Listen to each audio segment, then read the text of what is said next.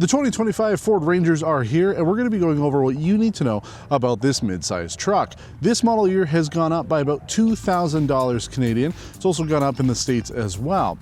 Ours, as tested, at $65,000 Canadian, about $54,000 US, and there isn't any real change from the 24 that we featured earlier this year. Essentially, some paint colors have been removed in order to add some new ones. But what we have here is different from the one that I featured last. This has the 2.7-liter EcoBoost V6 engine that produces 315 horsepower, or 45 horsepower more than the 4-cylinder, and 400 pound-feet of torque, which is 90 pound-feet of torque more than the 2.3-liter 4-cylinder. Now, the towing capacity is still the same though. It's 3,500 pounds base, and then if you go with the advanced towing package like we have on this truck, it goes up to 7,500. Doesn't matter which of the two engines you go with, the tow rating is the same. The only difference with this one, the gross combined weight rating, is 155 pounds greater. Now, unfortunately, I don't know what the hull rating was on the one that we drove before, but I would imagine that because the engine's a little bit heavier on this, but we have a little bit more gross combined weight rating, it should be about the same.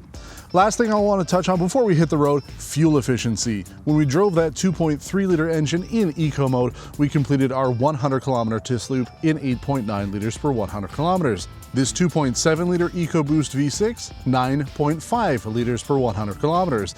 And then by comparison, we also drove the Nissan Frontier about a month and a half ago that uses a naturally aspirated V6 engine, and that did 10.3 liters per 100 kilometers. So why are you going to spend $2,250 Canadian or $21.95 US to get this engine? Well, we'll take it on the road and go over our thoughts when it comes to the 2.7-liter V6 engine in the 2025 Ford Ranger. On the road now in the Ford Ranger with the V6 EcoBoost engine. I can tell you, yeah, there's more power, 45 horsepower more, you can feel it. Even though the truck is like a little bit heavier, the engine more than makes up for it. But do you really need it? I mean, listen, the EcoBoost 2.3 4-cylinder is pretty efficient. I'd go as far as to say it's the most efficient in the segment. I know we haven't done the Colorado or Canyon here.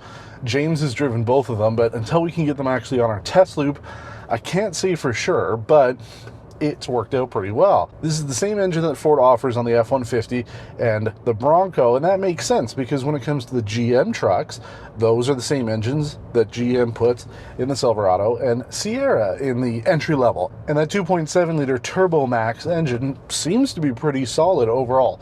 I haven't heard of any major complaints about it. So depending on what you need out of your truck, you do have a couple options here. Plus, if you want the performance, you can go up to the Raptor and get the 3-liter Twin-Turbo V6 engine. But because there's no real difference in terms of what you can tow with this, personally, I don't see a reason to go up to the V6. I don't need more power. I certainly don't need to be spending more money on fuel. Costs are only going to continue to go up.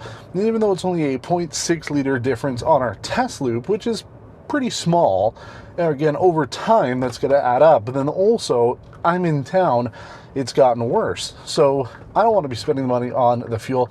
I don't want to spend the extra $2,200 up front to get this engine. So let me know in the comments below. Is this something that you've been waiting for? Will you only buy the Ranger with a V6 engine? And I imagine a lot of people will say yes. I have a feeling that that's why Ford is offering it, even though there isn't really any benefit, at least to me. I think it's because people want that V6, even if it's going to cost more money, both in fuel and overall upfront cost. Now, I've also kept the truck in eco mode the entire time. There's a sport mode, there's a number of other modes as well, but there's sport, tow haul, and then you've got some slippery modes, mud, rut, and sand. You know, sport mode, you floor it, yeah, you get up to speed pretty quick. Absolutely no problems there. I've kept it in 2-wheel drive mode too, so you know, keep that in mind. But yeah, I mean, it's a good engine. There's nothing wrong with it. I just don't see the purpose for it for myself. I like the Ford Ranger. This generation has gotten a huge improvement over the previous one. Am I a big fan of the touchscreen replacing everything? Not so much. At least we do have a few physical controls for the HVAC settings, but almost everything else is inside the infotainment system. So far, I haven't had any problems with this one, but we have discussed in depth over the past couple of years the issues that we've had with Sync 4. So overall, if you're looking for a competitive mid-size pickup truck, this has a lot going for it. It's not the only one that offers a V6, but everybody else is now starting to go with some sort of forced induction, i.e. turbo. So finding a naturally aspirated one, not so much. So if you're in the market for a mid-sized truck, I think that the Ford Ranger is definitely worth considering. There's a lot going on for it. I like this generation quite a bit. I think it's gotten a very good update over the previous one that we've driven a couple times. You know, the handsome exterior, definitely one of the best in the segment. The interior here, functional, comfortable. You know, I'm in a good seating position. The seats with the leather, very nice. Overall, good amount of plush, good amount of support. I have no issues with that. And then even as a bigger guy, I fit in here quite comfortably. And I'd say it fit in here more comfortably than I did with the Nissan Frontier. That one I felt a little tighter. And then I also couldn't move the steering wheel too much. The steering wheel on the Frontier only tilts, doesn't extend. This one, you have a little bit of both. So you have a little bit more functionality with this. Better fuel efficiency overall, and until we get the Canyon Colorado on my test circuit, we won't know for sure if this is the standout, but definitely the 2.3 liter 4-cylinder is the most efficient when it compares to the ones that we've done so far.